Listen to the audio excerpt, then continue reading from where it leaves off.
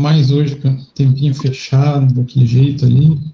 Ontem falaram que hoje ia fazer 31 graus, né? Vamos ver. Quem diz que a previsão é para esquentar bastante mesmo. Ah, é Só sempre assim, né? Curitiba, parte desse Paraná em si, né? É 4 estações num dia, né? Agora tá desse tempo, aí depois começa a abrir com sol do caramba. É, viu? a única coisa que está devendo ultimamente é a chuva, né? Precisava de mais chuva, mas não tá rendendo. Conseguiram fazer o exercício, pessoal? O que vocês acharam? Sim, professor. Parece tranquilo. Né? Esse era mais um processo de escolha. Por quê? Por que escolha? A gente não pode pagar simultaneamente os dois benefícios para os funcionários. Já teve discussão muito forte sobre sim, são eventos distintos, pode receber pelos dois, mas desde 2020 o Tribunal Superior do Trabalho ele soltou uma decisão indicando que não, ou você paga para o seu funcionário periculosidade ou insalubridade. Até na justiça ele fala que o funcionário achar melhor. Só que aí essa história do que o funcionário achar melhor é sempre um risco, né? Porque às vezes a gente está pegando gente leiga no assunto. Então, por prudência, eu sempre indico para os alunos, até aqui para os meus clientes, pague o que for maior. A empresa já escolha pagar o maior para evitar qualquer transtorno futuro. Então, aí a gente tem mais esse trabalho de escolha. Então, vamos compartilhar aqui o exercício e a gente já corrige.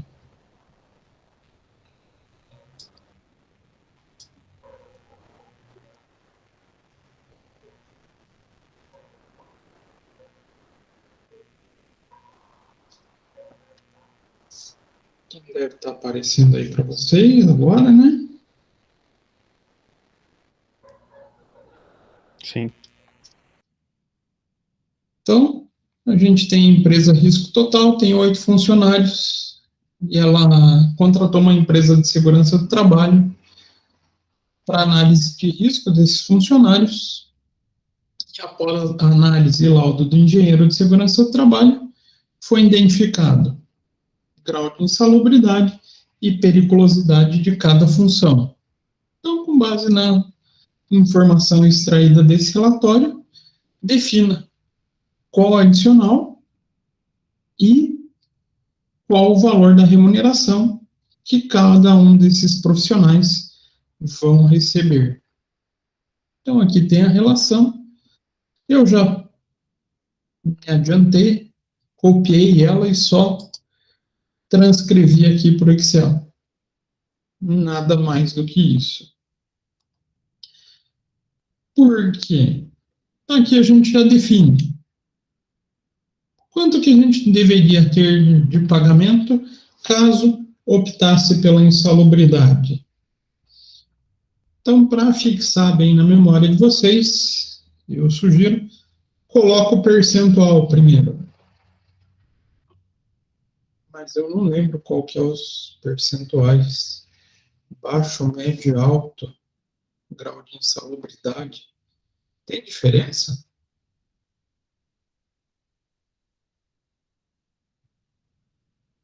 Não é tudo um valor só?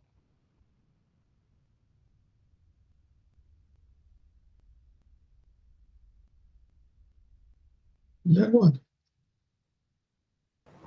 Não, professor. Cada um tem uma porcentagem. Isso. O baixo, quanto que é? 10%? 10%. Médio. 20%. 40. O alto.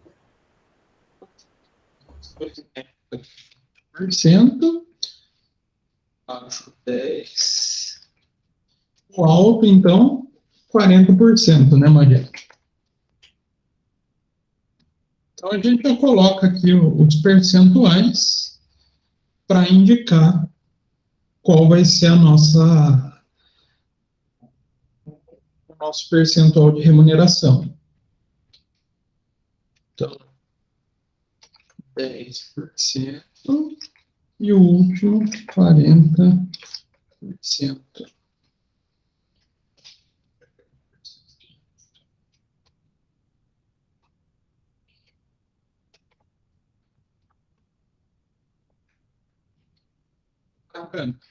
Já definimos, então, com base no grau de insalubridade, qual o percentual que essa pessoa teria direito, né? E a periculosidade? Tem variação? Não tem. 30%. Diferente, né, de nível, porque a legislação não faz essa categorização de nível de risco, o percentual é 30%. Dá para a gente copiar e colar para todos. 30% é o que cada um vai ter de direito. Agora, então aqui a gente pode colocar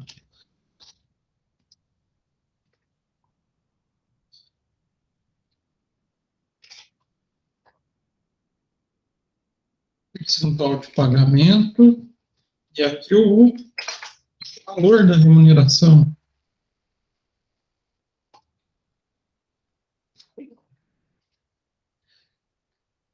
Insalubridade, qual que é a base que a gente calcula?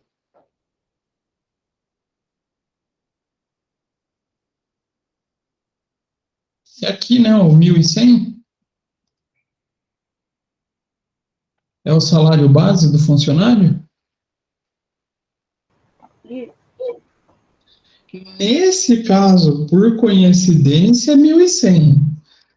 Por quê? Qual que é a base de insalubridade? Sempre o salário mínimo ou o valor definido em convenção coletiva. Por exemplo, esses outros funcionários não vai ser o salário de carteira, o salário base dele. É sempre, então, o salário mínimo. Pode ser que seja mais vantajoso receber, então, a insalubridade, pode ser que seja a periculosidade. Então, vou pegar, nesse caso, 1.100 vezes 10%.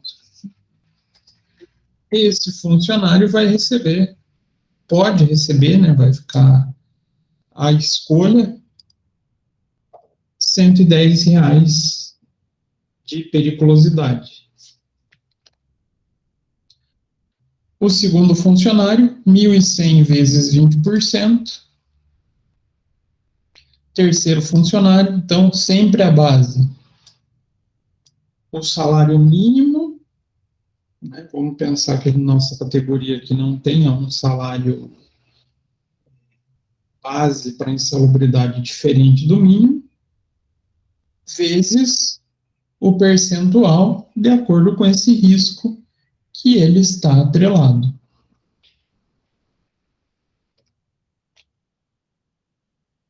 Então, ó, quem fica nos níveis mais altos dá até um valorzinho razoável para receber de insalubridade, né?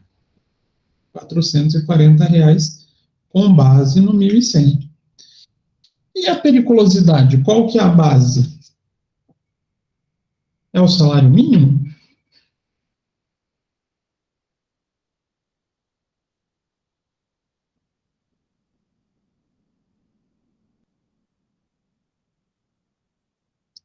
Sim, não, talvez, quem sabe.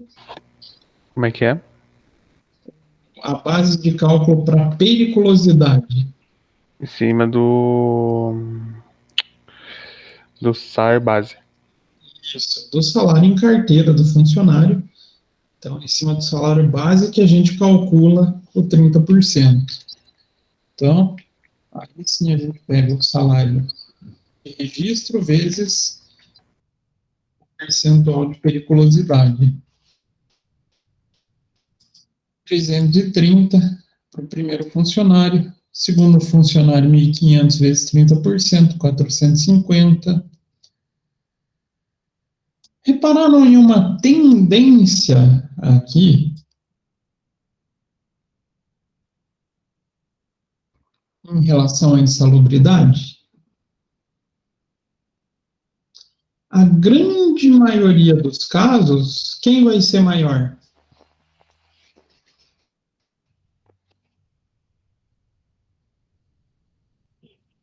Como é que é?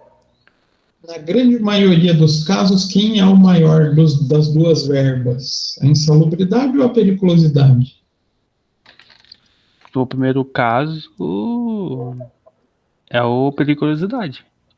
Vocês já sabem quem que a gente vai ter que pagar, ou quem que a gente aconselha pagamento? Periculosidade. Segundo caso, quem que é aconselhado? Periculosidade também. Vamos marcando e amarelhando. Vamos colocar aqui. Vamos para o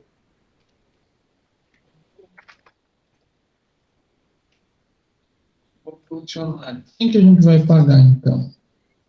Então, sempre dos dois, a gente escolhe o maior. Então, nesse caso aqui, a gente vai pagar a periculosidade.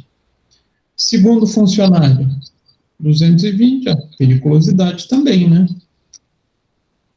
Terceiro funcionário, também a periculosidade. Dá uma tendência já de falar, não, vou pagar periculosidade para todo mundo. Não dá uma vontade de fazer isso? Que já está dando para quase todo mundo isso. Ó, funcionário 4. Ele vai ganhar muito mais de periculosidade. Mas pode chegar em algum caso igual a esse funcionário 5, onde a insalubridade possa ser mais alta. Então, aqui eu vou pagar a insalubridade, porque ela ficou com uma base maior. Ô, professor, no exercício tinha que calcular os dois, até o que estava não em periculosidade? Ou você só está mostrando? Não, se vocês aqui já sabiam qual que vocês iriam pagar, o que eu queria como resposta era esse valor aqui. Mas por que eu gosto de fazer passo a passo nesse primeiro momento? Para vocês compreenderem esse funcionamento, esse mecanismo, né? Saber, opa, a insalubridade deu maior que a periculosidade, então vou pagar isso. Ah, não, a periculosidade deu maior que a insalubridade, então vou pagar a periculosidade. Para vocês compreenderem essa dinâmica da escolha, né? E também até para vocês pensarem nessa situação, porque o TST ele fala que é o funcionário que tem que escolher. Será que todo funcionário tem condições de fazer uma escolha dessa? Ele está preparado para fazer esse tipo de cálculo e falar, não, olha, me pague insalubridade. Não está, né? A grande maioria dos funcionários não tem nem condições de verificar direito o que eles estão recebendo em holerite por falta de conhecimento. Então, por isso, eu aconselho sempre a nós que estamos fazendo esse fechamento de folha, fazer essa escolha já pensando no benefício do funcionário. Por quê? qualquer discussão jurídica, qualquer questionamento posterior, a gente já tem o argumento, olha, a gente optou pelo pagamento maior. Então, a gente já indicou maior valor observando a jurisprudência do TST. Por isso que daí eu estou fazendo completinho aqui. Então, nesse funcionário 5 aqui, ele é um dos poucos casos onde a gente vai ver essa inversão. Então, quando a gente tem o salário do funcionário muito próximo do salário mínimo, vamos falar assim, e a insalubridade for alta, a tendência é que a gente acabe mudando para a insalubridade. Fora isso, a grande maioria dos casos, a opção é pela periculosidade. Por que dessa opção? Porque justamente a periculosidade é que tem a base de cálculo maior e acaba favorecendo essa incidência da periculosidade. Então, funcionário 6, quem que a gente vai pagar? Aqui, periculosidade, né? Sem muita dúvida. E, por último, funcionário 7, apesar de ser pequena a diferença, a gente vai para o maior, a gente escolhe a periculosidade. Difícil? Mais ou menos, não? Professor, mas eu não entendi, ó. Tem ali periculosidade sim, não. Aí os que tinha não, eu só calculei a insalubridade. Era isso que eu queria que vocês prestassem atenção. Eu só calculei. Obrigado, Kelly. Ah, bom, já falei, nossa, errei tudo. Tudo? Não. Quem não tem periculosidade, a gente não calcula, né? Eu estava só calculando. Eu não fiz análise nenhuma. Essa era a minha dúvida. Hã? Essa era a minha dúvida. Mas, às vezes, a gente bota isso daqui para ver se vocês estão atentos. Parece clichê o professor falar isso, né? Não, mas a gente tem que analisar. Não tem periculosidade? Não paga nada, né? Aqui dá para zerar. Então, sim, calcula, não, não calcula, sim, calcula, não calcula. Então, esses caras que a gente não calculou, a gente vai pagar a insalubridade.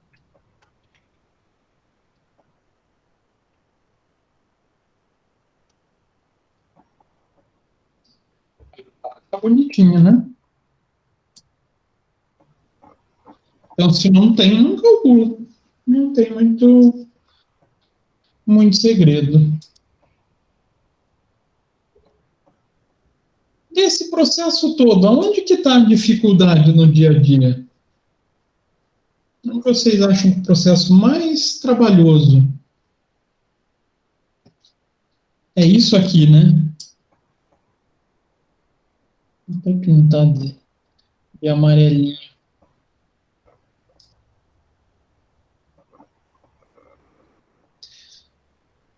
Graças a Deus não é com a gente. Mas o processo mais complexo é você pegar a NR15, a NR16 e fazer análise do ambiente. Você poder caracterizar se vai ter insalubridade, não vai. Se vai ter periculosidade, não vai. E qual o nível de insalubridade. Que um erro nessa classificação, assim, pode gerar depois um grande problema trabalhista. Vamos supor que eu classifiquei errado o funcionário 1. Aí ele saiu e procurou o seu advogado. Viram que não, olha, não era pela insalubridade baixa.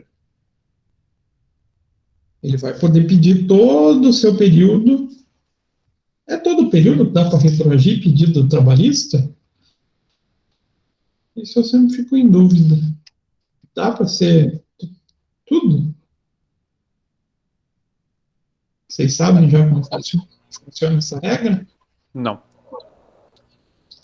A gente pode entrar até 2 anos, então a gente tem um período de 2 anos para fazer um pedido retroagindo os seus últimos 2 anos de trabalho. Então vamos supor que eu esteja trabalhando ainda na empresa. Eu tenho esses 2 anos de direito de eu entrar na justiça, retroagindo um pedido de 2 anos para trás. Ao contrário da maioria das dívidas, que são 5, né, que a gente pode pedir, a Justiça Trabalhista aceita só 2 anos. Mas pensem em 2 anos calculando errado. Vamos pegar aqui só a diferença. 130 menos 110. Se a gente estivesse pagando 110, dá 220. Esse cara, vezes 48 meses, dos 2 mais 2. Só de insalubridade já dá 10 mil. Mas... Oi, Larissa. Tudo isso? Mas tudo que depois o advogado vai tentar vasculhar para achar para pedir. Nossa, imagina o tamanho da cagada se um funcionário de RH estivesse calculando errado isso daí mesmo. É bem pesado, gente. Mas aí entra com danos morais, e aí o advogado consegue ir tirando um pouquinho de tudo, né? O advogado também, como ele vive dessa verba, ele vai tentar explorar ao máximo daí os defeitos que a empresa possa ter no cálculo de folha. E fora, é 10 mil valores nominais. Aí a gente põe esse valor atualizando mês a mês. Aqui, tranquilamente, 10 mil subiria aí para uns 16 a 17 mil com valores atualizados. Pesado, né? Se você fizer em um só, mas se todo mundo resolver entrar no processo aí, a gente tem que tomar um pouco de cuidado com esse tipo de pagamento. Por isso, a gente tem que escolher um bom profissional para a área de segurança do trabalho ou para a medicina do trabalho. Ah, professor, mas eu vou terceirizar. Cuidado com a empresa que vocês vão estar terceirizando para ter uma garantia que ele não vai fazer, não seja nenhum aventureiro, vamos falar assim, né? Seja uma empresa que tenha realmente conhecimento sobre esse tipo de processo. Dúvidas, perguntas, questões? Todas, nenhuma? Professor, na minha tabela eu coloquei, daí eu somei o salário mais o valor da insalubridade. Ah, tá, não tem problema. O importante é vocês, vamos falar assim, entenderem o valor desse adicional. Se você somou, já vai dar para entender que você fez o cálculo do adicional. Então, para mim, isso é o que vale. Antes de começar a aula, vamos falar um pouquinho da prova que está chegando. Já está chegando, né? Como é que pode? Já vão ser 2 meses. O que eu vou pedir para vocês? A gente não vai fazer um fechamento de folha ainda. A gente está vendo primeiro os proventos. Hoje a gente vai começar a falar um pouquinho de desconto. E depois que a gente tiver os descontos mais básicos, INSS, imposto de renda retido na fonte, falta, a gente vai efetivamente juntar tudo. Aí que o negócio vai ficar legal. Por quê? Aí vai juntar hora extra, adicional noturno, o DSR sobre os dois, periculosidade, insalubridade e poder descontar para ver quanto que vai dar de valor líquido dos funcionários. Eu vou deixar essa parte para depois da prova. Então, na prova, eu vou colocar exercícios semelhantes ao que a gente veio calculando. Um exercício de hora extra. Calcule a hora extra e a DSR. Um exercício de adicional noturno. Um exercício de insalubridade e periculosidade. Vão ser exercícios mais separados. Para o segundo bimestre, a gente ter todo o fechamento de folha já no começo do bimestre, tá? E a gente vai fazer daí aquele processo que a gente já tinha comentado. Tanto em sistema, que a gente vai fazer lá no Software Forms, quanto a gente vai elaborar uma planilha nossa de cálculo. Quero que vocês tenham essa habilidade de montar uma planilha para um cálculo completo de folha de pagamento. Professor, mas eu tenho dificuldade no Excel. A gente vai montar junto para que vocês tenham também esse aprendizado. Então, nessa prova, vai ser algo mais light, né? Fazer por partes. Vai fazer uma revisão, prof? Hã? Vai fazer uma revisão aula que vem ou não? Vou dos principais pontos. Ou seja, mais ou menos aqui, ó. Esse ponto aqui vai cair na prova, vamos dar uma olhadinha. Esse ponto vai cair na prova, vamos dar uma olhadinha. Então dá uma aliviada, né? Cara, tô pensando aqui, já se passaram 2 meses. Meu Deus. Tipo, parece que foi ontem que começou o último período e pronto, ele já vai entrar na segunda parte do último período já. Eu tava pensando, já tá indo para ser finzinho de setembro. Tá pra outubro já. A gente perguntar, quando vai ser as provas? O dia exato e até quando? Boa pergunta. Eu não Porque gravei essas datas. que eu faço estágio, né? Aí eu quero pegar, não é testar, não sei como fala. Licença? Pra sair mais cedo pra poder fazer as provas. Seria uma licença. Tem que ver com. Tem como ver aí qual é o dia da prova? Por favor. Vamos ver se a gente acha aqui.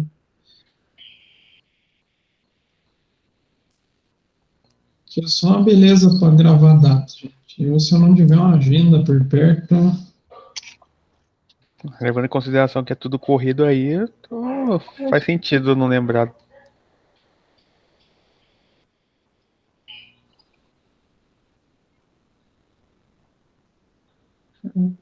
Peraí, tá pegando primeira.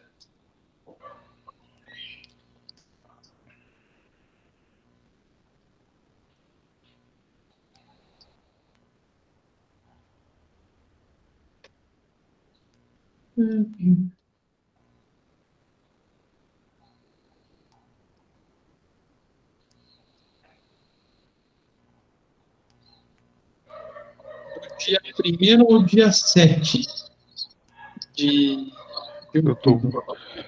Tá. Olha que sacanagem que fizeram com os professores. Deixaram do 1º ao dia 7, aí dia 11 tem feriado, mas a gente tem que fechar a nota, ou seja, vamos trabalhar. Sacanagem, né? Mas vocês verem, essa rotina é tão puxada, gente, de tanto folha, contabilidade.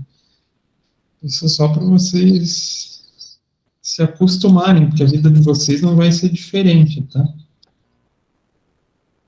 Eu gosto, por exemplo, tenho um controle de obrigações para não me perder.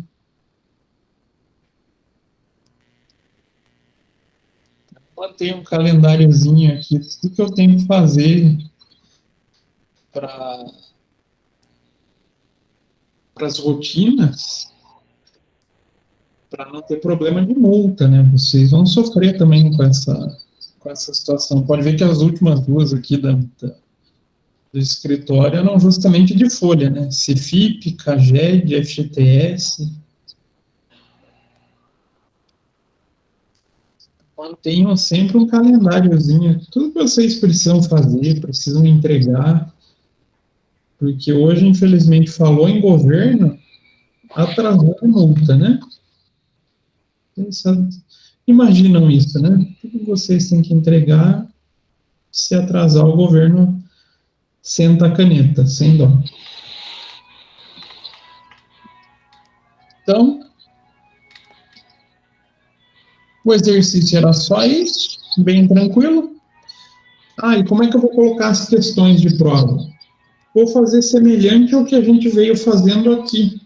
Vou deixar questões abertas para cálculo e com a habilitação para vocês incluírem em anexo. Então, só queria que a gente faça pelo Excel, né? Professor, eu posso calcular no Excel?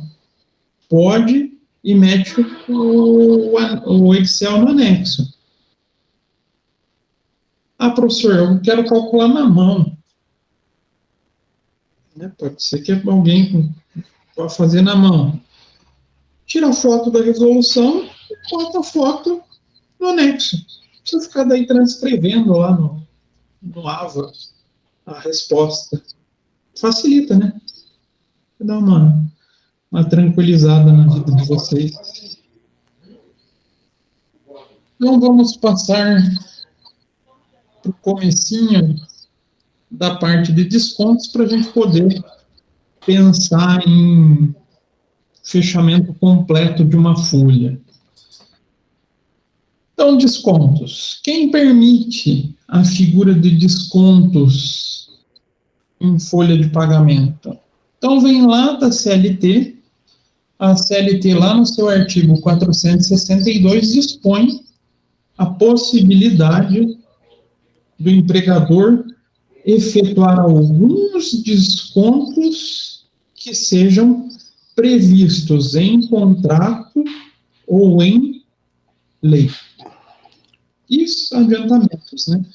Então, o artigo 462, ele não vem falando o que pode, ele vem ao contrário, ele vem falando, você não pode descontar. Então, ele está escrito assim, ao empregador é vedado efetuar qualquer desconto nos salários dos empregados, salvo quando, então aqui ele dá a permissão, quando este resultar em adiantamentos, eu fiz o adiantamento dos 40% do 15º dia útil. Pode descontar, está previsto aqui no artigo 462. Não, eu fiz o adiantamento de um vale para o funcionário, algo mais liberal. Aí também é possível. E também, além desses adiantamentos, de dispositivos de lei e de contrato coletivo. Então, daí tudo que a lei permite ou obriga a empresa a descontar, o artigo 462 permite esse desconto, e também o que tiver em contrato coletivo. Isso daqui daí vem muito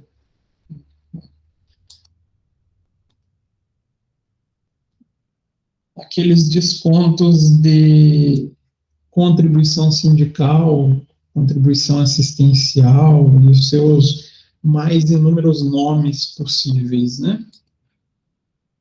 Então, portanto, qualquer desconto sofrido pelo empregador, se legalmente previsto, não tem prejuízo para o empregador. Então, não vai caracterizar uma fraude à lei trabalhista. Então, segue-se o que a lei indica como possível desconto. Então, as partes, empregador e empregado, deverão pactuar com a devida anuência do empregado, não acarretando, assim, alteração unilateral do contrato individual do trabalho, previsto no artigo 468. O que isso quer dizer? A gente fez um acordo onde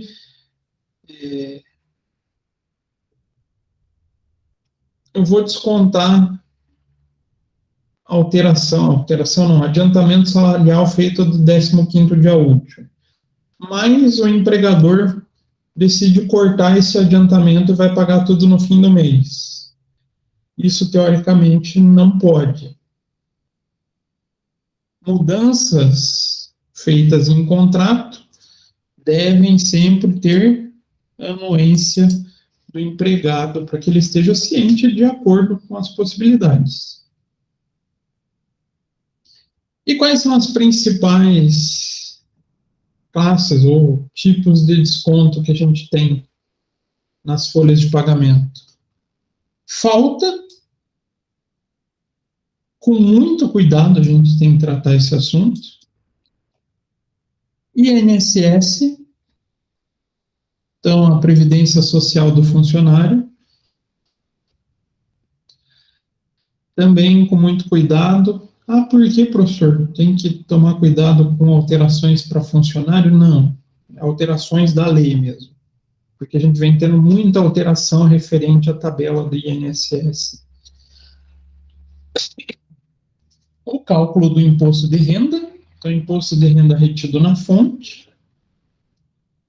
Aqui o nosso cuidado não é com a mudança de tabela, é só com o cálculo, porque a mudança de tabela não teve desde 2015. Isso está trazendo um prejuízo para os empregados assim, de uma maneira absurda. Vale transporte com a sua devida regrinha. Os adiantamentos. Contribuição sindical e suas outras categorias, vamos falar assim, né? Essa contribuição sindical é obrigatória? Não. E qual é a vantagem de você contribuir? Você ter direito à assistência do sindicato. A partir do momento que você deixa de recolher ela, você está abrindo mão dos possíveis benefícios do sindicato. E quais seriam? Hã? E quais seriam? Você quer falar, como assim, professor? Vamos supor que foi identificado na empresa um problema, algum tipo de problema que afete a verba dos funcionários ou que gere algum prejuízo aos funcionários. Caso o sindicato entre com uma ação coletiva, por exemplo, você não vai ter direito a participar dela, você não vai ser incluído nessa ação coletiva. E tem os sindicatos que oferecem serviços adicionais. Varia muito de categoria para categoria. Tem sindicato que mal e mal sobrevive. Um exemplo é o dos professores. Eles não têm muita coisa para oferecer. Mas se vocês já pegarem o sindicato dos bancários, a estrutura dos sindicatos bancários é bem grande. Então, eles têm serviço odontológico, serviço médico, convênio com outras empresas, tem sede de campo. Diga, Cristiane, pode falar. Então, uma dúvida. Você falou sobre a contribuição sindical. Se os funcionários não pagam, a empresa é obrigada a seguir a convenção, né? Ou Sim, não? isso não muda. Se a empresa falar, não vou pagar, digamos, a alimentação porque vocês não têm o benefício lá, vocês não contribuem com o sindicato. Não, isso ele não pode alegar. Entendi. Então, a empresa é obrigada a seguir a convenção de qualquer maneira. Não de qualquer maneira. Entendi. Aqui a contribuição é só...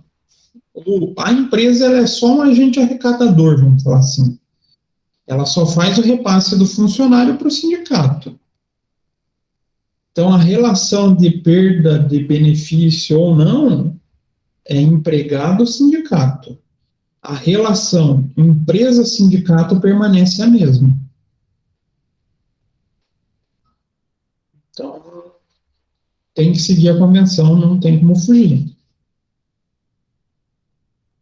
Então, não contribuir pode acarretar com essas perdas, né? Mas aí tem que ver o que cada um acha melhor. Tem gente que tem essa visão de, não, o sindicato é importante. Tem gente que acha que o sindicato não tem grande relevância. Acho que vai muito até da própria atuação do sindicato, né? Tem sindicato que é mais ativo e tem sindicato que não tem muito poder ou mesmo assim não faz muita coisa. Então, a contribuição sindical ela é opcional do funcionário. Para fazer o desconto, a empresa tem que ter autorização do funcionário, tá? Também existem os casos de pensão alimentícia. A justiça determinou que seja descontado para um determinado funcionário pensão alimentícia e já pago a pensionista. Então, esse é um desconto também previsto. Possíveis convênios que a empresa tenha. Quando a empresa faz convênio com farmácia, né, que daí a pessoa pode comprar e no fim do mês desconta em folha de pagamento. Também é possível, mediante o acordo entre o empregado e o empregador. Mas os mais clássicos são esses daqui, né? Esses é o que a gente mais encontra. E eu esqueci de colocar aqui o alimentação também, né? Também tem a possibilidade do vale alimentação. E começando pelas faltas. Faltas é um assunto um pouquinho delicado, porque primeiro que a gente tem duas categorias de faltas. As não justificadas e as justificadas. Até tem hoje tema de trabalho para vocês, as faltas justificadas. Vocês vão pesquisar o que são faltas justificadas e quais são elas. Vocês conseguem pensar em alguma falta que seja justificada? Aquelas com atestado, né? A pessoa precisou ir ao médico. Atestado. Tipo assim. Ou quando você é mesário, né, também. Mesário. Eu só penso nesses dois mesmo. Falecimento de parente próximo. Casamento. Casamento também é? Sim. Afastamento de ou da pessoa, né? É. Ah, tá. Você vai casar, você vai ter um... Até a legislação chama evento de gala. Isso principalmente para professor, eles colocam esse nome, porque o professor tem um tratamento um pouquinho diferenciado. Serviço militar obrigatório. Então vai ter um rol de descontos que vocês vão pesquisar, vão indicar o evento e quantos dias dá, porque cada um desses eventos dá o direito a uma quantidade de dias específicos de falta justificada. Então a gente tem que tomar cuidado nessa figura das faltas justificadas e das injustificadas. Então, as faltas injustificadas são aquelas que não têm previsão legal, então que não podem ser abonadas, ou seja, nenhuma falta que justifique a efetiva ausência no trabalho. As faltas não justificadas podem ser de natureza leve ou grave, conforme a circunstância e a repetição dessas faltas. Por que a justiça tem essa preocupação de caracterizar leve ou grave? Tudo para efeito da famosa justa causa, né? Mas justa causa é um tema bem polêmico, bem difícil de lidar na esfera trabalhista. Ô, professor, mas que tipo de falta injustificada que geraria uma justa causa, por exemplo? A falta recorrente ou a falta muito longa. A falta muito longa já tem até uma previsão de abandono de trabalho, né? Vamos supor, 20 dias, você ficou 20 dias fora, não deu as caras à empresa, não deu satisfação, a empresa só tem que fazer um anúncio convocando esse funcionário em um jornal de circulação, e se ele não der sinal de vida, dá abandono de emprego. Ah, entendi. A falta recorrente é quando a pessoa sempre falta. Aí você tem que seguir aquele trâmite, né? Dá advertência, suspende, suspensão. Tem juiz que aceita, tem juiz que não aceita. E depois da suspensão, aí você dá a justa causa. Mas é um caso, assim, difícil de lidar. Existe muita preocupação quando se fala em justa causa.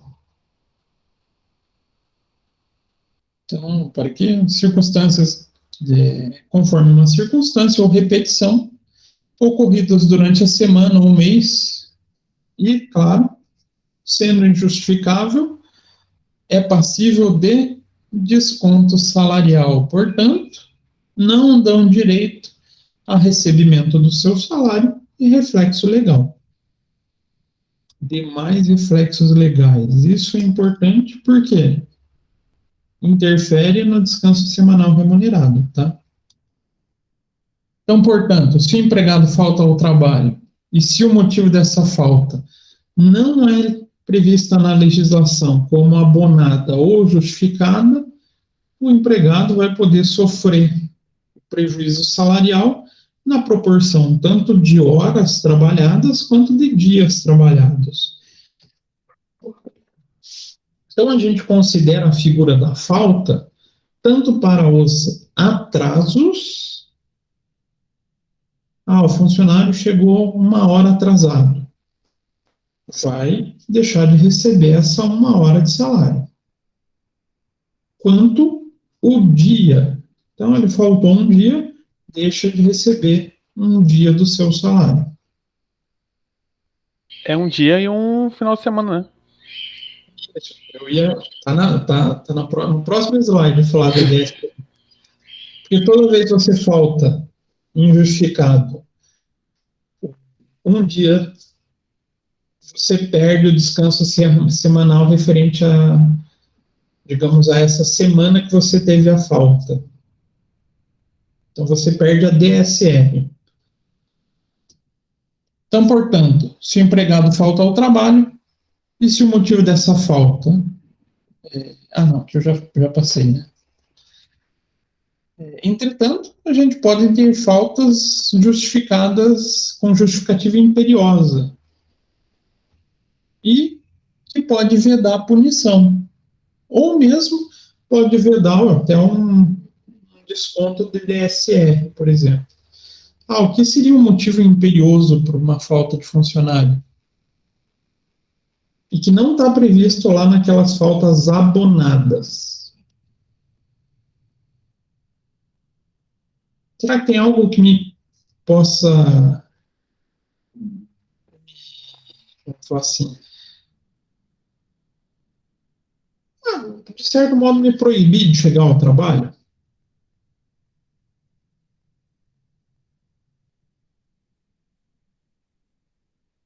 Putz. Greve. Isso é a maior discussão quando tem greve de ônibus. É um motivo imperioso?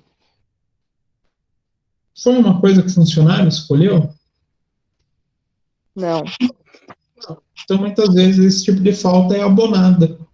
Vai ficar a critério do bom senso do empregador. Aí que vem o problema, né? Bom senso. E também, caso de pessoa com doença grave.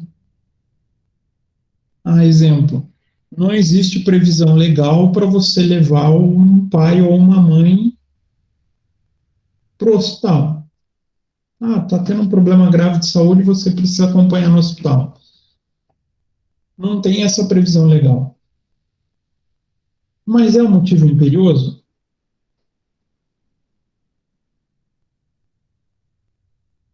Vocês vão deixar de socorrer pai e mãe? Não tem como, né? Não. Se a pessoa ainda tem um pouquinho de coração, ela vai, com certeza, dar preferência por socorrer pai e mãe do que ir por trabalho. Então, isso também é considerado uma justificativa imperiosa. Ah, funcionário, a empresa pode descontar? Pode. Mas esse tipo de falta não geraria, por exemplo, uma advertência, não geraria uma suspensão, porque é algo que justificaria realmente a necessidade do funcionário faltar. O desconto salarial aí fica a critério do empregador.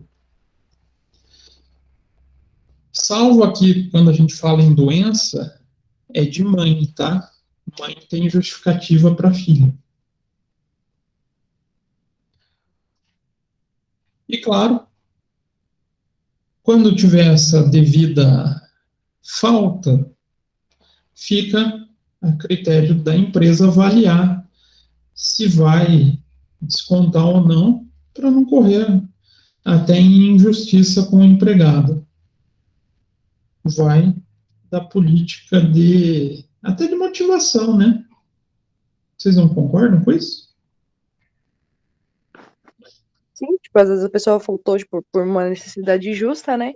Aí faz, tipo, certinho, avisa a empresa que vai faltar, explica o motivo, né? E ainda é descontado. Eu acho bem justo, na verdade, né?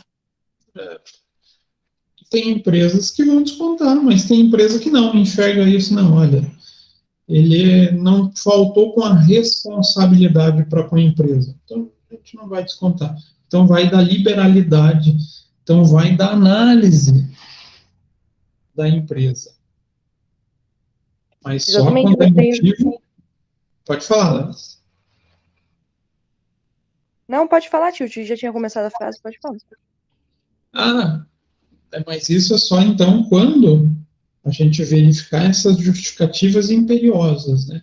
Não estão previstos na lei 605 de 49, mas que a gente pode considerar como um salvo-conduto para o funcionário.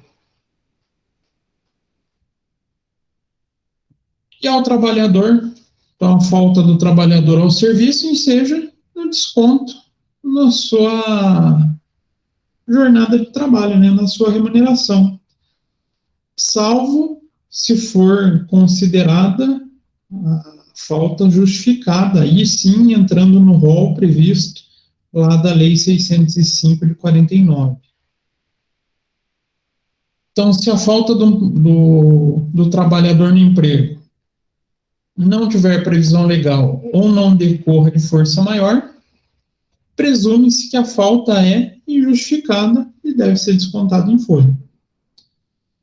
E a falta injustificada pode ser integral, o dia inteiro, ou parcial, se ele chegou atrasado ou faltou um período durante o dia, aí ele vai poder ser penalizado, vai ter o desconto ou integral do dia, ou referente ao número de horas que ele ficou afastado do trabalho. A falta em si não é tão problemática. A gente calcula referente ao número de horas ou número de dias e coloca como desconto. O que muita gente esquece é o que o Thiago falou. Reflexo na DSR. Ah, então eu faltei, eu vou ter um dia de desconto? Não, você vai perder 2. Então, além do dia de trabalho ou da parte de jornada não trabalhada, o justificador, o empregador pode descontar a remuneração do descanso semanal remunerado quando não tiver cumprido integralmente a jornada de trabalho da semana. Isso vem lá do artigo 6º da Lei 605 de 49. Isso é o que muita gente acaba caindo de gaiato quando vai faltar por algum... sei lá, eu quero viajar. Vou faltar segunda ali, vou ter um dia de desconto, não vai pesar tanto no meu bolso. Aí quando vê, ele vem com 2 dias de desconto. Já começa a ficar pesadinho, né? Então, não podemos esquecer dessa figura. Tenho a falta, eu perco o direito ao DSR. Larissa vai falar? Ou quando a pessoa justifica o motivo lá, daí o pessoal do RH vai ver os status, as redes sociais da pessoa. Ela tá na praia, tá na festinha, né? Acontece muito isso ainda. Isso que eu ia falar. Muito cuidado com rede social. Até porque isso vem acontecendo de maneira mais significativa hoje em dia. O pessoal arruma atestado. Presume-se que um funcionário está em casa doente, né? Quando vê, ele está lá postando foto, tomando cerveja na praia.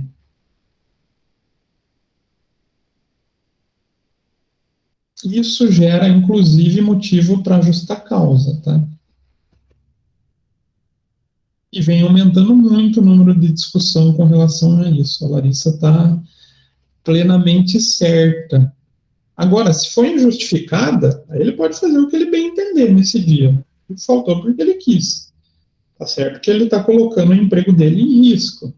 Mas ele pode fazer o que ele quiser. Se ele está arcando... Uma pergunta, assim, em relação ao estagiário, se ele falta um dia, mesma coisa? E perde o final de semana também? Não. Legislação do estagiário. O estagiário, teoricamente, ele recebe só pelo trabalho. Sim. Então, aquele valor que você recebe como estagiário, você recebe efetivamente só pelas horas trabalhadas. Você não... É uma sacanagem, né? Mas você não tem descanso semanal remunerado. Então, você faltou um dia, perde um dia só. Um pouquinho diferente a forma de cálculo, né?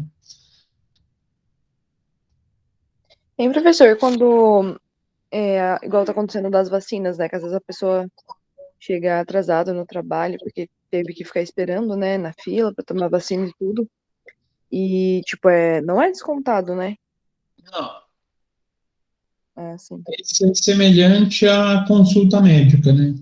Você tem a liberação para poder ir em consulta e daí você atesta o período que você estava em consulta, né? Entendi.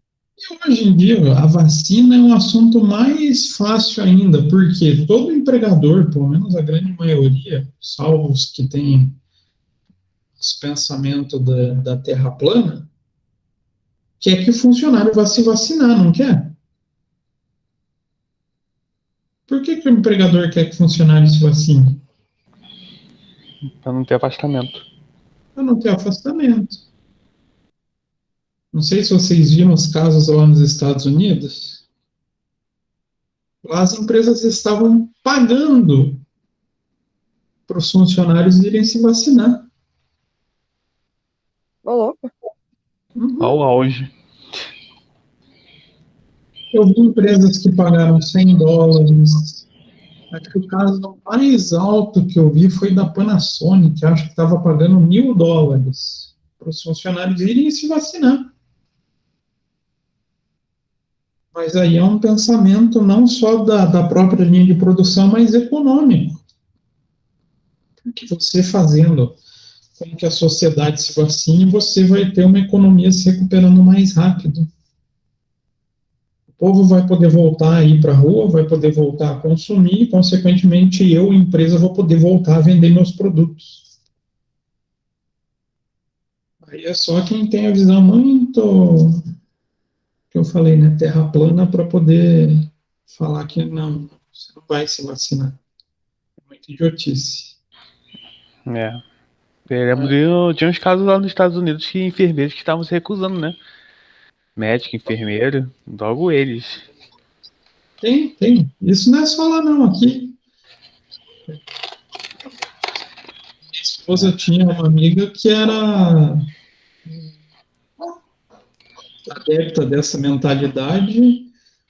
Infelizmente, pegou Covid e faleceu.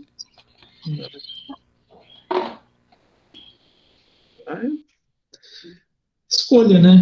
Livre-arbítrio. A pessoa quer fazer a besteira achando que vai ser cobaia, isso é a maior idiotice que existe, né, na face da Terra. Vai fazer o quê? Mas quanto à possibilidade, hoje em dia as empresas até motivam. As empresas com um pensamento econômico vai até motivar os funcionários, não vão lá se vacinar, porque isso acarreta benefício para a própria empresa. Então, voltando aqui, faltou um dia, desconto DSR. Então, a gente entende o desconto do DSR se estende ao empregado mensalista ou quinzenalista, porque a Lei 605 não privilegia os mesmos, não traz diferenciação entre os mesmos. E a redação do parágrafo 2º do artigo 7º considera mensalista e o quinzenalista tem a remuneração pelo DSR na própria remuneração mensal ou quinzenal. Então, o desconto do DSR vale para funcionário mensalista. Quinzenalista, quase a gente não vê mais essa modalidade, né? Mas outras modalidades, se você tem um funcionário diarista ou aquela modalidade nova, como que é mesmo o nome? Fugiu o nome. Aquela que é por demanda. Freelancer? Não, tem uma modalidade bem específica. Deu branco agora no nome. Como assim? O quê? É um contrato onde você trabalha só quando você tem demanda, quando você é convocado, quando você é chamado. Eu já lembro e já falo para vocês. Então, fora esses casos, a gente não tem a figura do desconto da DSR, porque daí a lei entende que o descanso semanal remunerado não está no salário da pessoa. Então, falou em descontar a DSR. Intermitente. Isso, contrato intermitente de trabalho. Obrigado, Tiago. Então, falou em outras modalidades que não seja mensalista ou quinzenalista, não tem essa figura do desconto da DSR. E o empregado que falta ao trabalho sem justificativa, seja integral ou parcialmente, enseja o desconto então, da DSR. Então, o DSR a ser considerado para efeito de desconto é imediatamente seguinte ao da semana trabalhada. O que isso quer dizer? Eu faltei essa semana, estou faltando hoje, por exemplo, dia 20. Qual DSR que vai ser descontada? Meu domingo próximo. É sempre um, achei que fosse 2. Aí eu faltei semana que vem. Vou perder a outra semana. Da outra semana. Então eu tenho que ver também quando caem as faltas para saber qual DSR que eu posso descontar.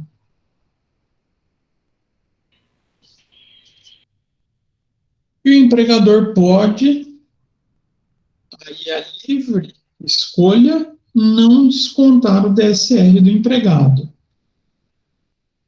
Mas, caso ele faça isso,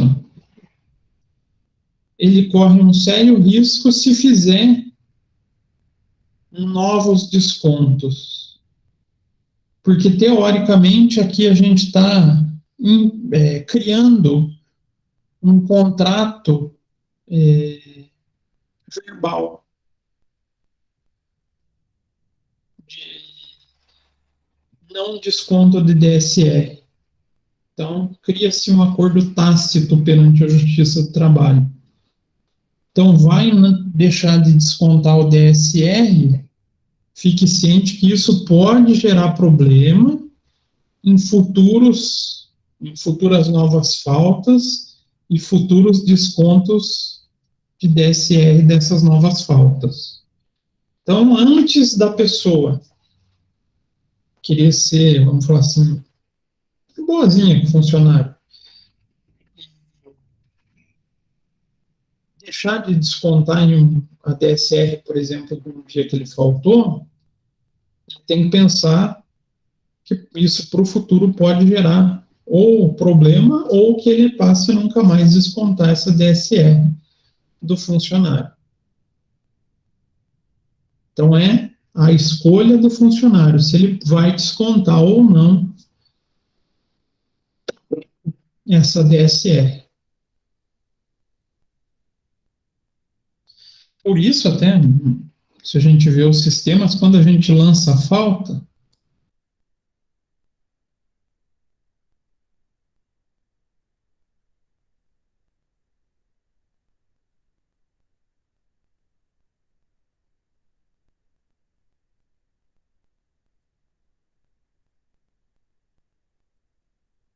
Ficou mudo do nada. não, apertei o botão errado aqui, caiu. Às vezes a gente quer abrir uma tela rápida aqui no computador e faz essas caquinhas. O professor também faz caquinha nessas partes de informática. Então, vamos supor que eu quero lançar uma falta. Estou pegando aqui qualquer empresa, vou lá no meu fechamento de folha e vou lançar falta. Deixa eu botar aqui minha história. Opa. Então, quero lançar falta. Eu vou escolher o meu funcionário. Ele vai me dar um calendário para marcar lá, ele faltou dia 1º, e ele me dá a liberdade aqui. Eu vou descontar a DSR ou não? Ele já traz a previsão da escolha lá que existe para o funcionário. Para o funcionário não, né? Legal, eu estou falando tudo sem compartilhar a tela para vocês. Espera aí.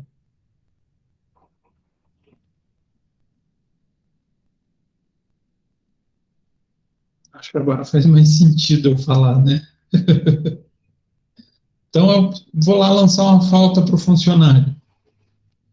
Eu marco lá o dia que ele faltou e aqui embaixo eu vou escolher. Eu vou descontar a DSR ou não? Então eu não quero, deixo em branco. Aí eu tenho que ficar atento. Próximas faltas que ele tiver, se eu vou descontar, se eu vou assumir um risco ou não. Porque, teoricamente, eu fiz um acordo tácito já nesse primeiro perdão dessa DSR. Então, cuidado com o perdão de DSR. Eu aconselho só se ele tiver um motivo muito bom para poder faltar.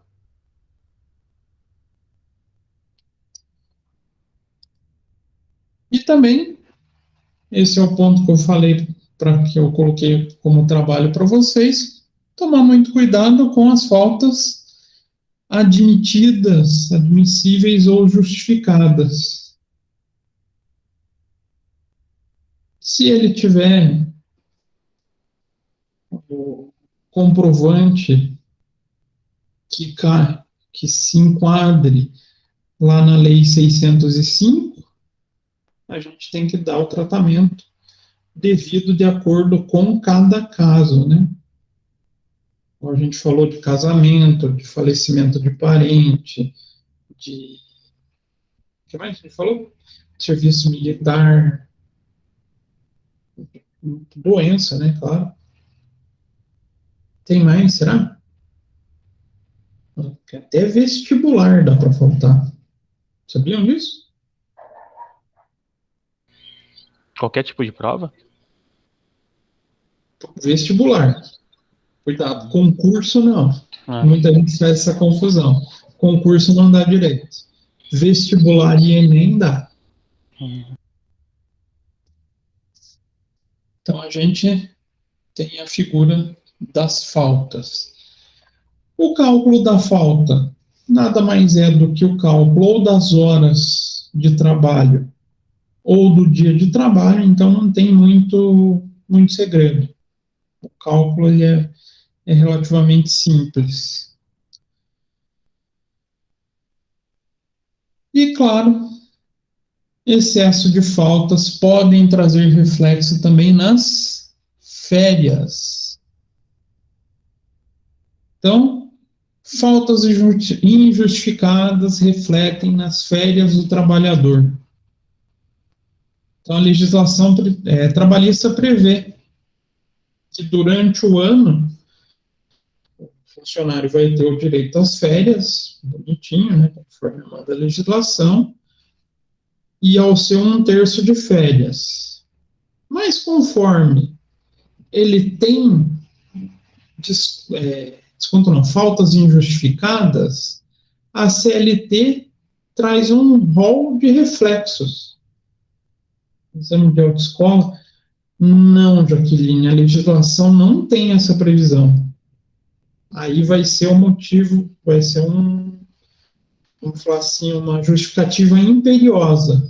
Você vai ter que mostrar para o funcionário, para o empregador, e ele vai ter que entender, não, vai fazer prova, dá para liberar.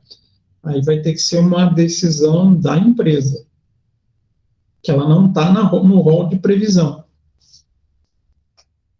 É que também, se a gente parar para pensar, quando foi feita a lei, nem se falava muito em carro, né? Porque a lei é de 49. Um pouquinho antiga, né?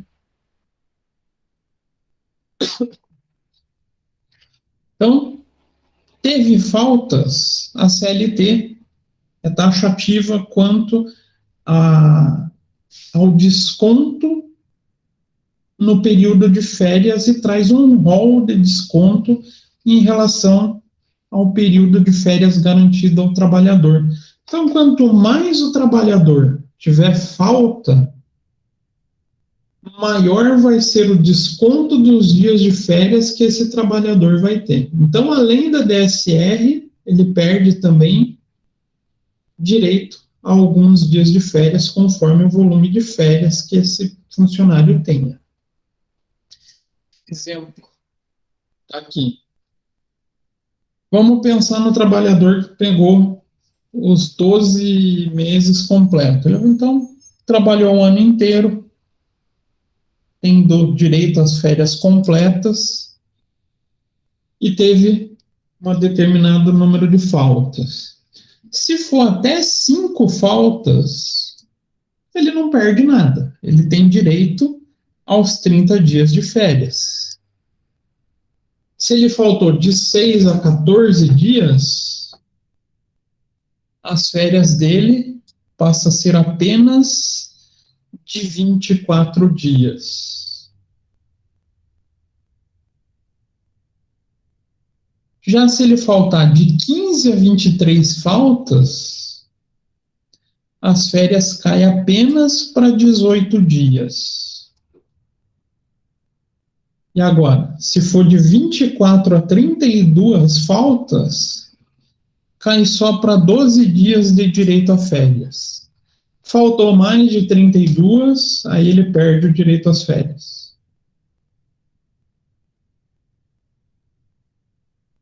Então, conforme o volume de faltas injustificadas que vocês tiverem, isso vai refletir no número de dias de férias que vocês vão ter direito. mas aí fica pensando, se a pessoa tem mais de 32 faltas, então ia ser demitido, né? Onde tá com eco aí? falando assim, se tiver mais de 32 faltas, a pessoa ia ser demitida, não? Tem uma boa justificativa para ser demitida, né? Não, aí que tá, injustificadas. Não, imagina, o cara faltar. Para mim, ali já chegou no segundo caso aqui, 14 dias, já o cara já não é um cara muito, vamos falar assim, responsável com o seu trabalho, né? Eu já ficaria um pouco preocupado. Professor, Oi? mas essas faltas seria dia corrido ou assim, um mês faltei 5, no outro mês faltei 3, daí vai juntando até vencer as férias? É o acúmulo do ano. Ah, entendi. Então, se durante o ano, durante o período aquisitivo, você faltou até 5, não vai ter prejuízo nas férias. Ah, você faltou 6, você só vai poder tirar 24 dias. Mas isso durante todos os 12 meses do período aquisitivo. Aí vai que tem um funcionário que falta janeiro, 5 dias, fevereiro, 10, e assim vai juntar tudo, né? Vai somar tudo e provavelmente a chance dele até perder o direito às férias é muito grande. Sim. Mas é difícil acontecer isso quando começa a acontecer um excesso de faltas, a empresa desliga, né? É mais comum. Essa tabelinha aqui é bem interessante, principalmente essa linha, porque quem pretende fazer concurso, questões de RH, adora pedir isso aqui, tá? Adora, adora, adora.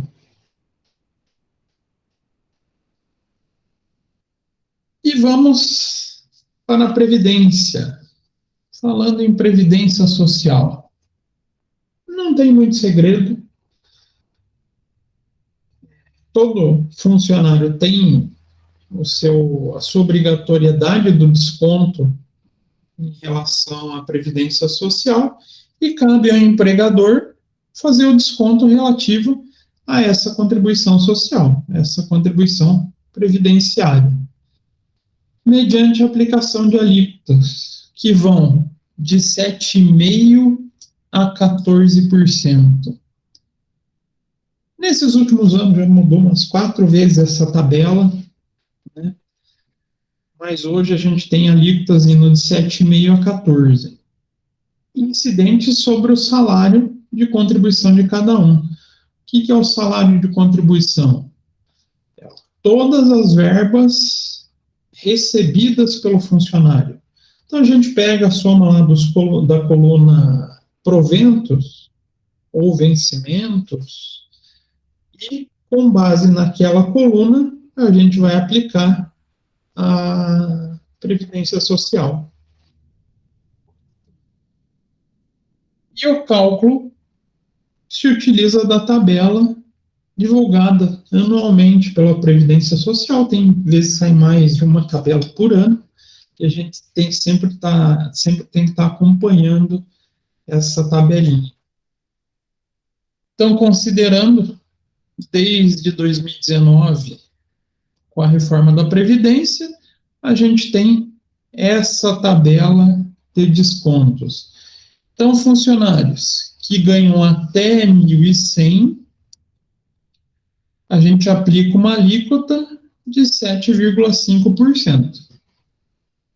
Então, ele ganhou R$900. 900 vezes 7,5 e encontra o desconto do INSS. Não tem muito segredo, né? Esse é um cálculo mais fácil. Passou de 1.100, ou seja, R$1.100 e 1 centavo, até 2.203,48,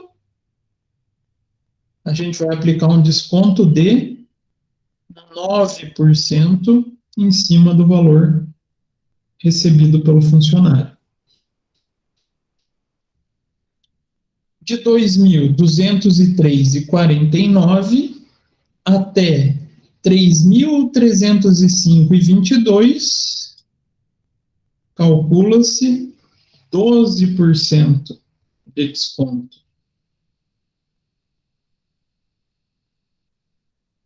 e de 3.305,23 até 6.433,57, eu aplico 14% de desconto. E caso o funcionário ultrapasse esse teto, então eu ganho 10 mil por mês. O desconto do INSS se limita a esse cálculo, 6.433,57 vezes 14%. Então, ninguém paga INSS acima desse teto de 6.433, mesmo ganhando a mais. É o limite. Mas tá pesadinho, não tá? Antigamente o limite era 11. Antigamente, quem vê antigamente pensa que é 10 anos atrás. Não. 3 anos atrás. 2 anos atrás. Era 11%, já subiu para 14%. Está cada vez mais pesado para os funcionários. Nem coloquei exemplo de cálculo, que a gente vai montar nossa tabelinha, nossa planilha de cálculo de folha de pagamento usando ela. Então, a gente vai pôr na prática na hora que a gente fizer o fechamento de folha. Mas o cálculo é simples. Pega o valor das remunerações e aplica a alíquota definida pela tabela do INSS. Salvo aqui se o cara receber acima desse teto, se o funcionário receber acima do teto, a gente limita esse recolhimento a esse teto. Será que é difícil o cálculo? Mais ou menos. Se aplicar a tabela, né? O IRRF é mais chatinho do que esse cara. Ele tem mais detalhezinhos para a gente prestar atenção. E o imposto de renda? Também, sobre remuneração paga aos empregados, a incidência de imposto de renda mediante a tabela progressiva. Então, mediante a aplicação das alíquotas progressivas, que também tem divulgação anual, tá? Porque, entre parênteses, o anual. Desde 2015, assim, essa atualização. 2015, gente, é muito tempo para não atualizar uma tabela. Uma pessoa que ganhava R$ 2.000 em 2015, com certeza não está ganhando mais esses R$ 2.000. Isso faz com que aumente a arrecadação de imposto de renda retido na fonte para a Receita Federal. Por isso a gente vê muita reclamação, tanto na TV, internet, falando do peso que está tendo sobre a falta de atualização da tabela do imposto de renda. Então, hoje, como é que a gente faz o cálculo? Se a pessoa recebe até 1.903, não tem desconto de imposto de renda. Se vai de 1.903,99 até 2.826,65, vai pagar 7,5%. E tem essa coluna estranha aqui, parcela a deduzir do IR, R$ 142,80. Esse é um valor que a gente vai descontar no fim do cálculo, por isso que eu falo que ele é mais chatinho. De 2.826,63 até 3.751, vai para 15%. De 3.751 até 4.664, vai para 22,5%. E acima desses 4.664, 27,5%. E lembrando, aqui não tem limite. Diferente da Previdência Social, que tem esse limite, aqui o limite é o céu, né? Quanto o cara ganhar, ele vai pagar 27,5%. E pela tabela, a gente pode deduzir por dependente na hora do cálculo 189,59 da nossa base de cálculo. Como se 189,59 fosse o suficiente para manter um dependente no mês, né? O que vocês acham? Principalmente as mães. Quem é mãe aí, 189 dá para manter um filho? Não mesmo. Nem a porrete, né? Hum. Sem a menor chance. Mas, Professor, mas assim, esse valor de 189,59 seria descontado, por exemplo, quem ganha ali, o desconto é de 869,36. É descontado desse valor? não, calma que a gente já vai. Esse cálculo a gente vai fazer para Ah, vocês tá. verem. Eu não fiz o do INSS porque ele é mais simples. A gente pega o valor que está na coluna provento e aplica a alíquota. E esse Cara valor não, aí é por filho? é por filho, por Hum. dependente.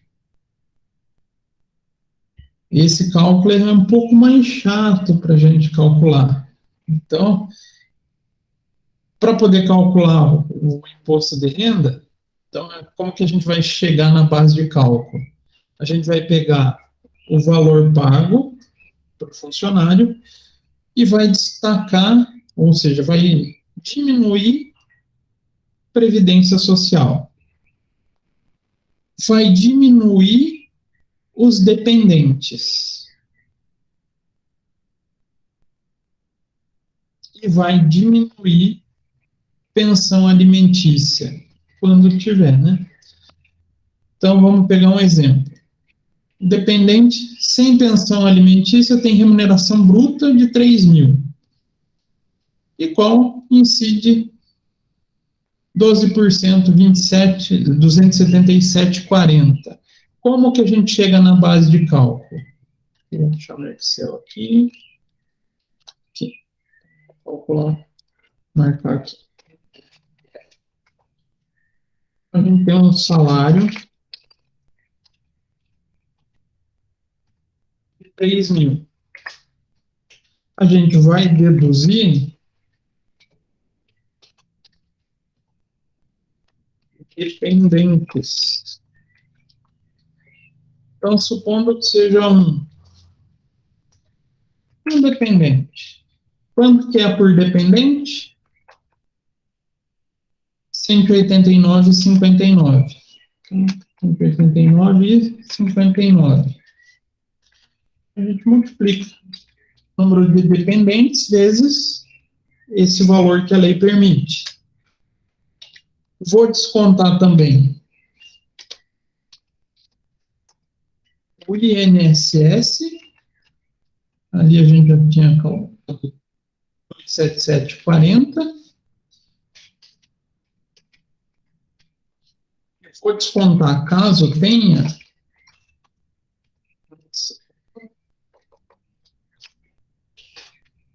pensão alimentícia.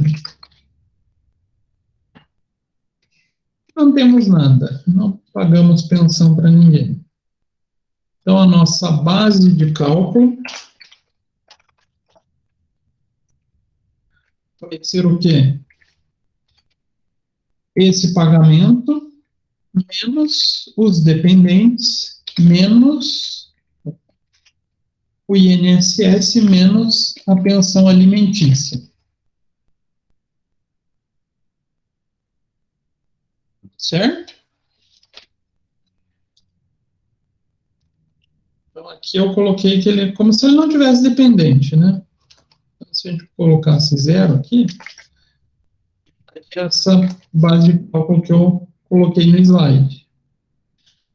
Mas se eu tiver um dependente, eu vou descontar aqui da base de cálculo. Se eu tiver dois, vai descontar 379. Então, ele vai descontando já a base de cálculo. Aí a gente vai aplicar a alíquota do IR. Então, a gente pega essa base de cálculo lá na tabelinha e vê em qual faixa ele se enquadra. Então, 2.343,42. Opa, ele tem que pagar 7,5. Isso? Isso.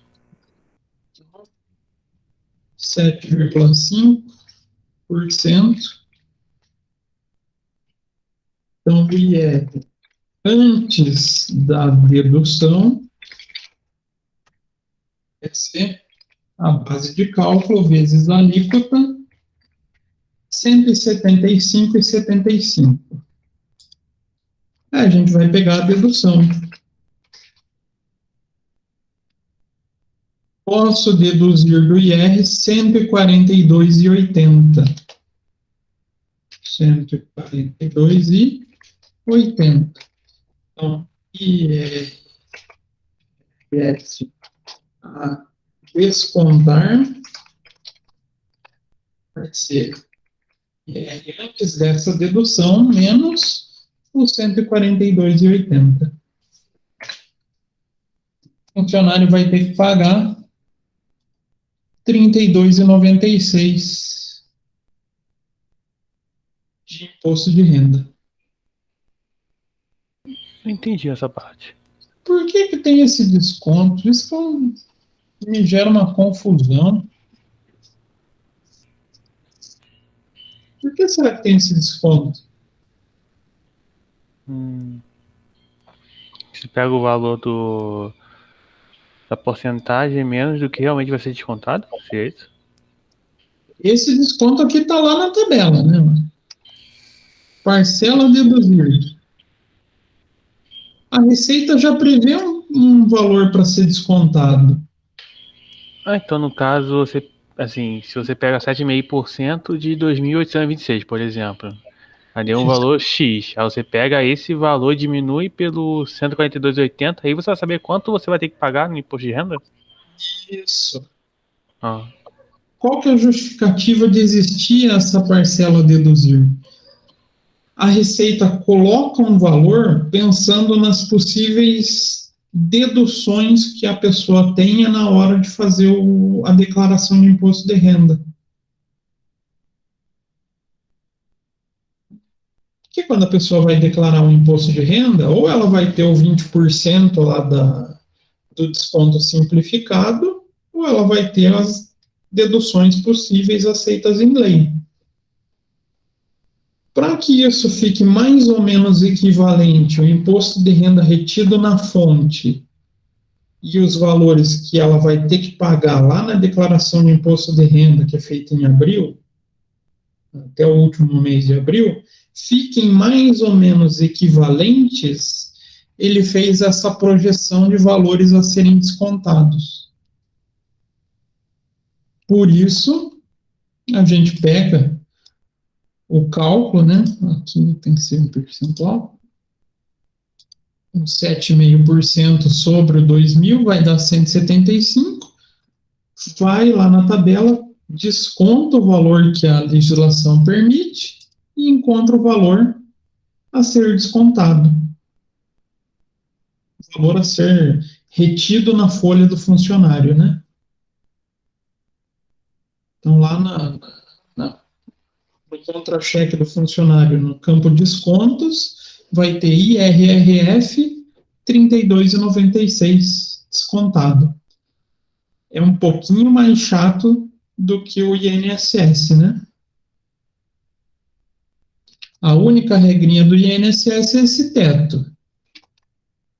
Do imposto de renda na fonte, a gente tem várias possibilidades de parcela a deduzir aqui, né? Tem que cuidar com o INSS, tem que cuidar com o número de dependente e com pensão. Tudo isso para chegar em uma base de cálculo. Com a base de cálculo, a gente aplica ou enquadra na tabela, faz o cálculo do imposto de renda e depois ainda deduz essa parcela. chatinho, né? Isso eu confesso para vocês que é mais chatinho. Então você vai pegar a dedução e diminuir esses valores aí, essa base. Isso. Então, vamos fazer um segundo exemplo aqui. Então, a gente tem um salário bruto. Então, ele tem lá dos proventos 4.890. Queria. A gente sabe que ele tem dependentes. Ele tem 3 dependentes. Pensão alimentícia.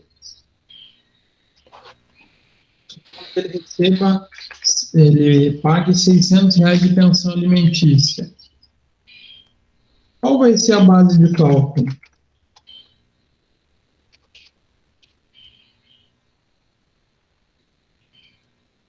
Qual vai ser esse valor? Primeira coisa que a gente tem que lembrar, preciso calcular o INSS. Quanto que eu vou pagar de INSS aqui? Ele disser 4.890. Vou lá na tabela, procuro 4.890. 14%. 14%. Então, já posso multiplicar esse cara aqui vezes 14%. 700 de desconto, pesado, né? É. A INSS. Não é todo mês, não, ou é todo mês? Não esqueci. Meu Deus. Ai. Só aqui, ó, se fosse só descontar o INSS, olha quanto que o cara já ia receber líquido. Cai para 4.200, coitado, né? Agora, 3 dependentes. Cada dependente pode descontar 189,59.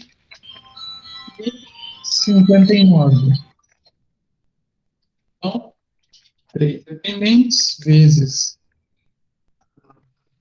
o valor de cada dependente que eu posso deduzir.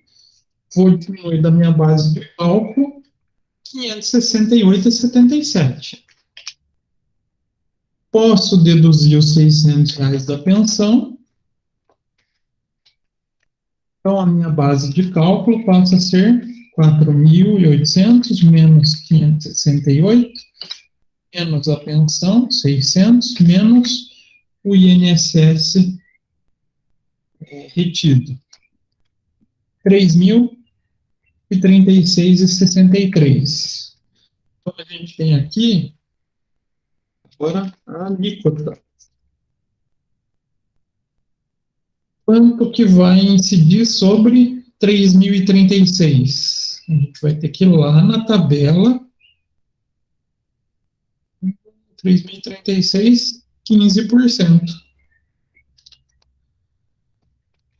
Então, essa base de cálculo vezes 15%. Só 15%, né?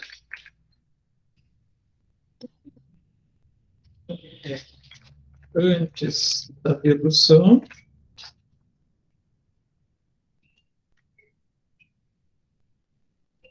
R$ 3.036 vezes o 15%, 455.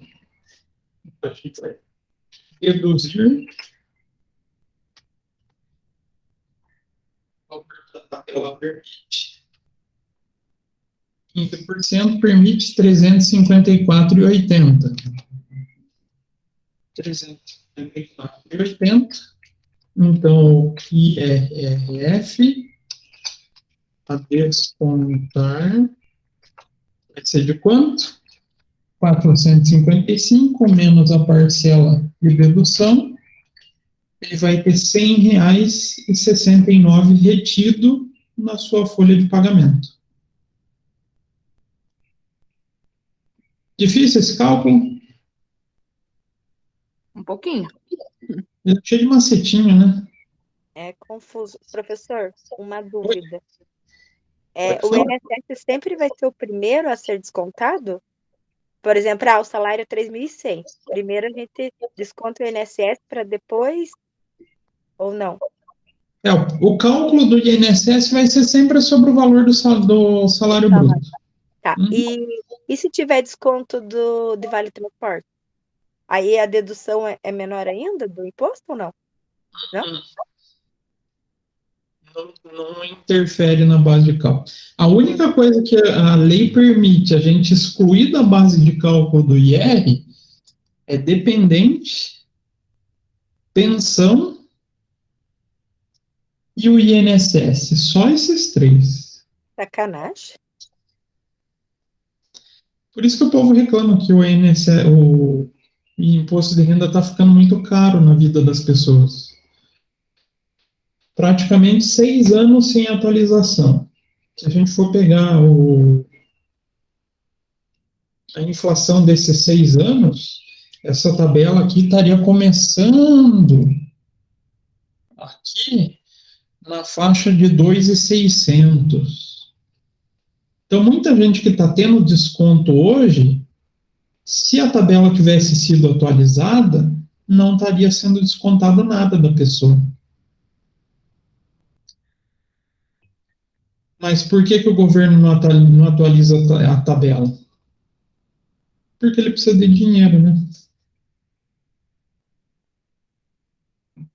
Mesmo que Sacanagem, né, Bruno? Meu Deus. Muita sacanagem. Mesmo que depois ele fale, não, mas lá no fim do ano você vai poder restituir. O governo vai ficar 1 ano trabalhando com seu dinheiro. É muito tempo, né? Pense quantos milhões de brasileiros não têm esse desconto para receber daqui a 1 ano só. É uma ferramenta do governo fazer caixa. Ter dinheiro para fazer suas atividades. Malandragem, né? Mas assim, eles recebem o valor que é descontado por mês, aí recebe depois de 1 ano? O valor total ou não? Depende da declaração do imposto de renda. E se a pessoa não declarar nada? Daí perdeu o dinheiro. Aí ficou para o governo agradece. Nossa. Então, muita gente cai nesse pecado. Tem o desconto, aí ele acha, não, eu não caí na faixa de obrigatoriedade, e não faz a declaração, ele perde o dinheiro que ele deixou para o governo. Então, é interessante que vocês aprendam até a fazer pelo menos a simplificada, para que vocês, eu tive desconto, vou correr atrás desse meu dinheiro de volta. Muita gente recebe de volta.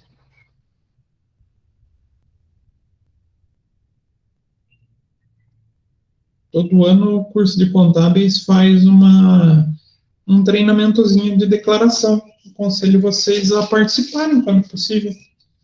Fica aberto para o público. Participem para vocês darem uma olhada. Mas para receber, você tem que declarar, por exemplo, se você vai no médico, essas coisas, né? Pode ser pela simplificada. A simplificada é muito sossegada para declarar. Porque ele pega já direto, digamos assim, eu recebi 100 mil no ano. A simplificada, ele calcula 20% em cima dos 100 mil e já traz como dedução. É uma base presumida, mais simples.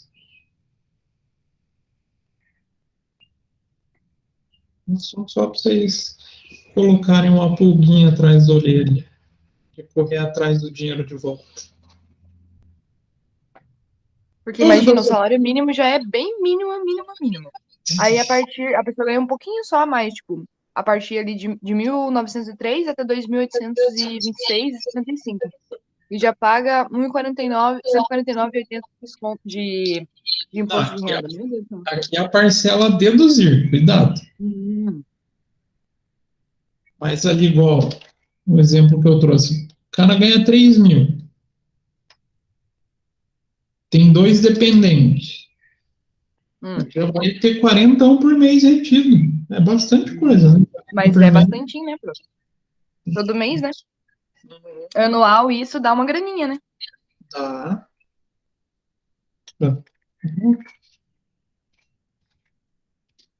13, né? Porque o 13º também tem desconto. Quase R$ 500. Né?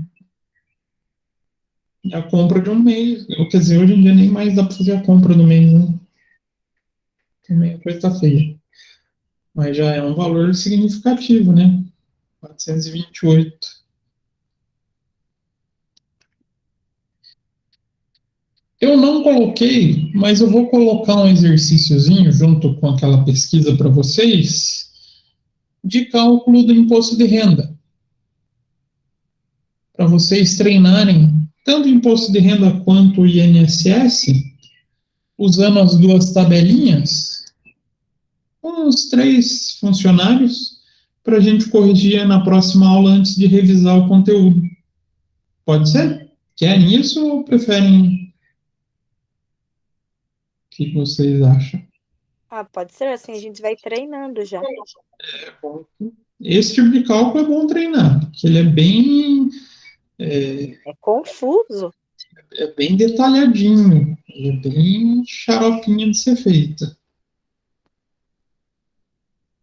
Então, eu vou colocar junto lá na pesquisa um exercício 2, colocando o cálculo de imposto de renda para uns 3 funcionários para vocês irem treinando. Não vou cobrar na prova essa parte de descontos, tá? Vai ficar só a parte de vencimentos. Mas já vão treinando para a gente poder fazer o fechamento completo da folha. E o que eu tinha para tratar hoje com vocês é isso. Na próxima aula, a gente entra na figura da contribuição sindical, assistencial, vai entrar em próxima aula que eu digo depois da prova. Né? A contribuição do Vale Transporte, quanto que pode ser descontado, como que calcula, para a gente ir completando a nossa folha de pagamento. Beleza? Beleza. Dúvidas, Beleza. perguntas, questões? Não. Só se atentar mesmo a essas tabelas, né? Pra fazer o negócio correto. Mas de resto não achei difícil, não. Tem que trabalhando com folha de pagamento, tem que estar atento a essas folhinhas, a essas tabelinhas.